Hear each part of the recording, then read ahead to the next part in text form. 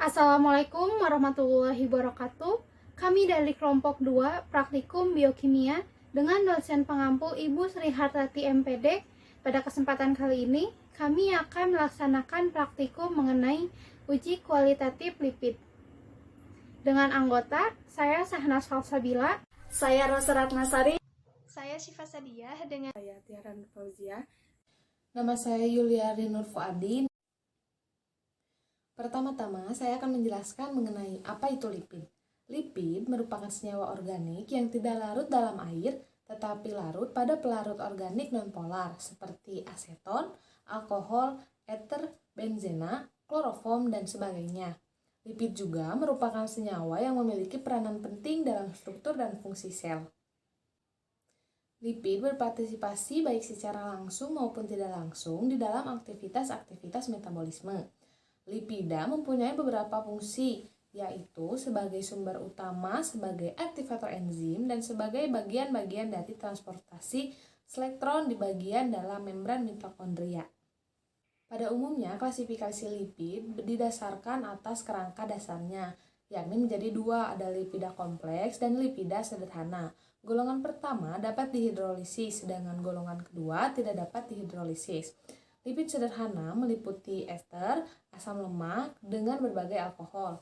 Lipid mempunyai fungsi terbesar sebagai sumber energi yang efisien ketika tersimpan dalam jaringan adiposa bagi tubuh.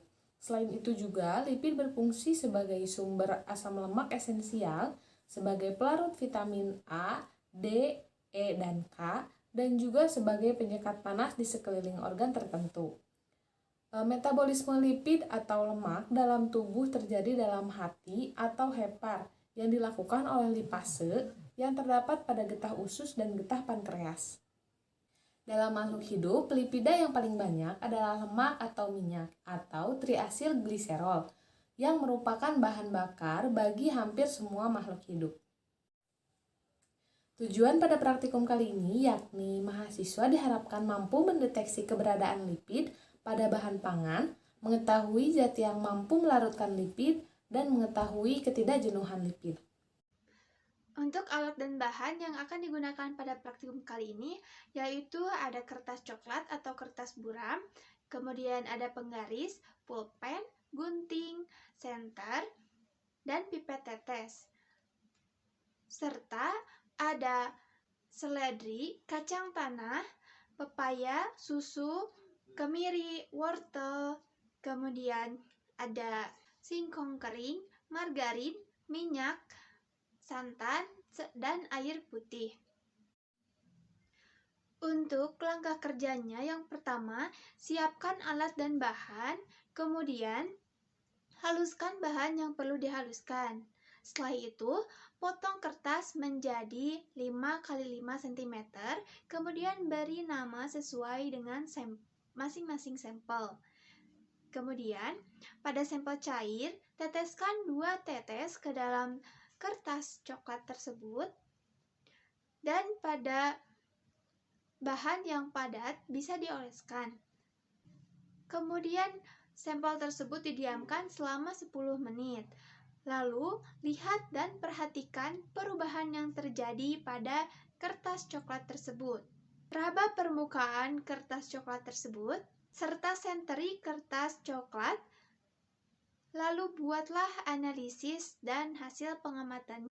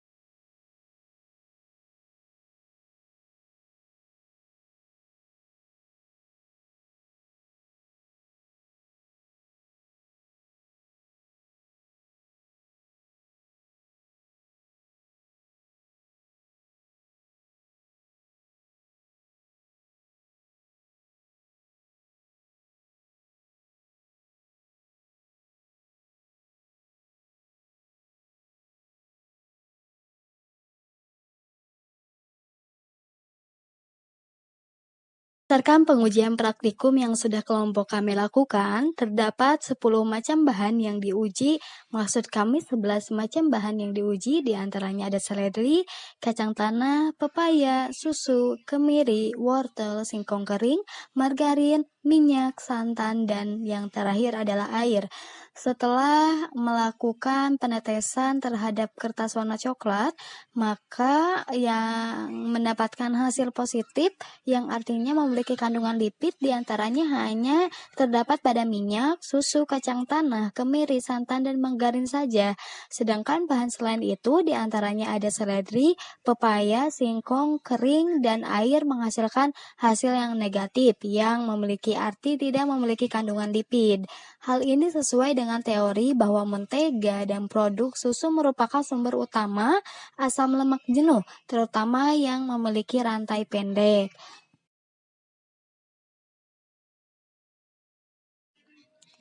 Sedangkan minyak kelapa merupakan sumber utama asam lemak yang mempunyai rantai menengah atau jenuh. Ini sesuai dengan teori dari Nardika DKK pada tahun 2021 halaman 127. Nah, sedangkan pada santan ini merupakan sumber makanan yang berkolesterol tinggi yang artinya itu memiliki nilai minyak atau lipid yang cukup tinggi.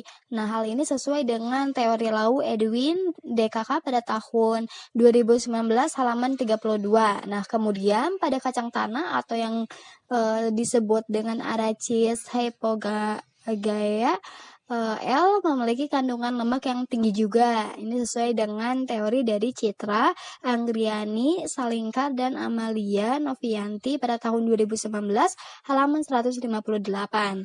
Kemudian kemiri mengandung lemak sekitar 63 gram. Ini menurut teori dari Justine DKK pada tahun 2001 halaman 2. Nah, sehingga didapati proses pengujian secara langsung pada bahan makanan tersebut yang mengandung lipid apabila kita dioleskan atau kita tetesi pada kertas berwarna coklat akan memiliki struktur yang lebih tembus dengan ketebalan yang pekat disebabkan oleh kandungan lipid yang dikandungnya. Pada pengujian makanan yang tidak mengandung lipid itu didapati hasil yang mempunyai struktur yang tidak pekat kemudian tidak tembus pandang apabila dicek menggunakan senter. Dan hal ini merupakan satu faktor yang menyebabkan pengujian lipid ini bisa kita amati oleh kertas yang kita gunakan, yaitu berwarna coklat. Mungkin itu saja yang dapat kami sampaikan. Sebelumnya terima kasih. Wabillahi taufiq wal hidayah. Wassalamualaikum warahmatullahi wabarakatuh. Disimpulkan hasil positif artinya mempunyai kandungan lipid seperti minyak, susu, kacang tanah, kemiri, santan, dan margarin. Sedangkan hasil negatif artinya tidak mengandung lipid seperti seledri, pepaya, singkong kering, dan air. Bahan mentega dan susu mempunyai asam lemak jenuh dengan rantai pendek. Minyak berupa asam lemak jenuh menengah, santan berupa makanan yang mengandung kolesterol tinggi. Dengan percobaan melalui kertas coklat bahwa bahan makanan yang mengandung lipid teksturnya lebih tembus pandang dengan ketebalan pekat ketika diamati dengan senter. Begitupun sebaliknya yang tidak mengandung lipid tidak tembus pandang.